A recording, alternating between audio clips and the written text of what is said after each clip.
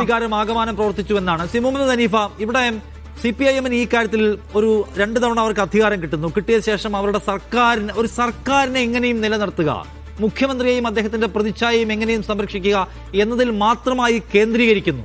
പാർട്ടിയെ നിലനിർത്തുക, പാർട്ടി വാല്യൂസിനെ നിലനിർത്തുക, പാർട്ടിയുടെ ജനബന്ധം നിലനിർത്തുക എന്നതിൽ നിന്ന് ഫോക്കസ് മാറിയിട്ട് ഒരു സർക്കാർ സംരക്ഷണ യജ്ഞമായി മാത്രം പാർട്ടി എക്സൈസ് മുഴുവൻ മാറുന്നു. ഇനി മുഖ്യമന്ത്രിയുടെ മകൾ വല്ല അഴിമതി കേസിലും പെട്ടാൽ അവരെയും രക്ഷിക്കുക എന്നതിലേക്കൊക്കെയാണ് കേന്ദ്രീകരിച്ചത്. മറിച്ച് CPIM വെള്ളാപ്പള്ളി നടേശന് വിദ്വേഷം പറയുമ്പോൾ നമ്മൾ എടുക്കേണ്ട പൊസിഷൻ എന്താണ്? മോദി റെജീമിന്റെ കാലത്ത് കേരളം ഒരു ബദൽ രാഷ്ട്രീയ ഭൂമികയായി നിർത്താൻ നമ്മൾ എടുക്കേണ്ട പണി എന്താണ് എന്നതിൽ കേന്ദ്രീകരിക്കുന്നതിൽ പാളി. അവിടെയാണോ സത്യത്തിൽ ഇതിന്റെ കണക്ട് വിട്ടുപോകുന്നത്?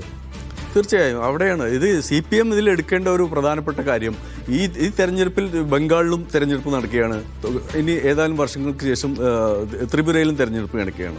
ഈ തെരഞ്ഞെടുപ്പുകളിലൊക്കെ എന്താണ് സംഭവിച്ചതെന്ന് പാഠം CPM പഠിക്കണമെന്ന് കഴിഞ്ഞ ബംഗാൾ തെരഞ്ഞെടുപ്പിൽ CPM പരാജയപ്പെട്ടതിന് ശേഷം നിരന്തരമായി കേരളത്തിലും മറ്റു ദേശീയ തലത്തിലൊക്കെയുള്ള ജനാധിപത്യ വിശ്വാസികൾ, CPM-നോട് അനുഭവമുള്ള ആളുകൾ നിരന്തരം പറഞ്ഞുകൊണ്ടിരിക്കുന്നുണ്ട്, നിങ്ങൾ അതിൽ നിന്ന് പാഠങ്ങൾ പഠിക്കണം എന്ന്. നമ്മൾ തന്നെയും ഈ കേരളത്തിലെ തന്നെ എല്ലാ ചാനലുകളിലും ജനാധിപത്യ വിശ്വാസികളായ CPM-ൽ നിന്ന് പുറത്തു പോയ ആളുകളടക്കമുള്ള ആളുകൾ CPM-ന് പാഠങ്ങൾ പഠിക്കണം എന്ന് പറയുന്നുണ്ട്. പക്ഷേ തിരുത്തൽ നടപടികൾ എന്ന നിലയിൽ നമ്മൾ ഇപ്പോഴും നമുക്ക് മനസ്സിലാവുന്നില്ല എന്നാണ് കുഞ്ഞിക്കണ്ണൻ സാർ ഇവിടെ പറയുന്നത്. അവർ എടുക്കുന്ന തിരുത്തൽ നടപടികൾ എന്താണ് എന്ന് നമുക്ക് മനസ്സിലാവുന്നില്ല എന്നാണ്. അല്ലെങ്കിൽ നമുക്ക് മനസ്സിലാവുന്ന തരത്തിലുള്ള തിരുത്തൽ നടപടികൾ അവർക്ക് വിശദീകരിക്കാൻ കഴിയുന്നില്ല. ഇവിടെ പ്രശ്നം എന്താണെന്ന് വെച്ചാൽ ഇപ്പോഴും സത്യം പറയണം എന്നതിലേക്ക് പാർട്ടി വക്താക്കൾ എത്തിയിട്ടില്ല എന്നുള്ളതാണ്. പരാജയപ്പെട്ടു എന്ന യാഥാർത്ഥ്യത്തിലേക്ക് ഇപ്പോഴും എത്തിയിട്ടില്ല. ഇപ്പോഴും പറയുന്നത് ക്യാമ്പയിൻ ജനങ്ങളിലേക്ക് എത്തിക്കാൻ കഴിഞ്ഞില്ല എന്നാണ്. എന്താണ് അതിൻ്റെ അർത്ഥം? ഈ ക്യാമ്പയിനിൽ ഞങ്ങൾക്ക് പറയാൻ കഴിഞ്ഞ കാര്യങ്ങൾ അതായത് ജനങ്ങൾക്ക് തെറ്റുപറ്റി എന്ന അടുത്ത് തന്നെയാണ് ഇപ്പോഴും നിൽക്കുന്നത്. ജനങ്ങൾക്ക് അത് ബോധ്യമായില്ല, അല്ലെങ്കിൽ ജനങ്ങൾക്ക് അത് മനസ്സിലായി. ഇവർ നിരന്തരം ഉപയോഗിക്കുന്ന ഒരു വാചകം നിങ്ങൾ ശ്രദ്ധിച്ചാൽ അത് എപ്പോഴും എല്ലാ CPM നേതാക്കളുടെയും വിശദീകരണങ്ങളിൽ സ്ഥിരമായി വരുന്ന ഒരു വാചകമുണ്ട്, നിങ്ങൾ മനസ്സിലാക്കേണ്ടത്. അതായത്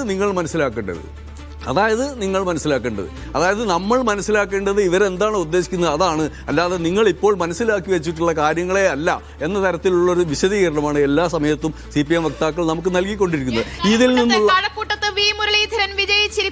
BJP 3 സീറ്റിൽ വിജയിക്കുന്നു. 3 സീറ്റിൽ വിജയിക്കുക എന്ന സ്വപ്നത്തിലേക്ക് BJPക്ക് എത്താൻ കഴിഞ്ഞിരിക്കുന്നതാണ് ഈ നിമിഷത്തെ ഏറ്റവും പ്രധാനപ്പെട്ട വാർത്തകളൊന്ന്. നേമം, കഴക്കൂട്ടം, ചാത്തന്നൂർ, അങ്ങനെ 3 മണ്ഡലങ്ങൾ, 3 അക്കൗണ്ട് തുറന്നിരിക്കുകയാണ് BJP NDA. അങ്ങനെ 3 പേർ കോർപ്പറേഷനിൽ കഴിഞ്ഞ തദ്ദേശ തെരഞ്ഞെടുപ്പിൽ ഉണ്ടാക്കിയ വിജയം ആവർത്തിക്കുകയാണ്. അസംബ്ലി തെരഞ്ഞെടുപ്പിലും നേമത്തും കഴക്കൂട്ടത്തും അതുപോലെ ചാത്തന്നൂരിലും വിജയിച്ചുകൊണ്ട് 3 സീറ്റുകൾ വിജയിച്ച് BJP 300 ഇരട്ടി വിജയം. 0-ൽ നിന്ന് 3 സീറ്റിലേക്കാണല്ലോ വരുന്നത്. ഉണ്ടോ? സേഫ് ഉണ്ടോ? സേഫ് കഴക്കൂട്ടത്തും പാളി.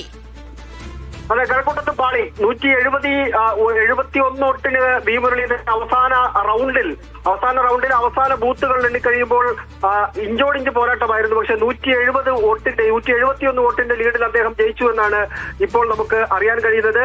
ഇഞ്ചോടിഞ്ച് പോരാട്ടമായിരുന്നു.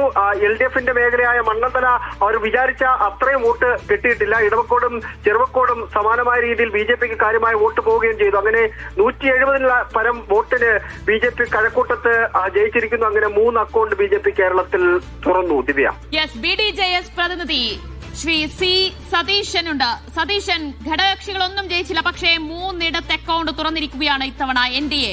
അപ്രതീക്ഷിതമായിരുന്നു ഇത്?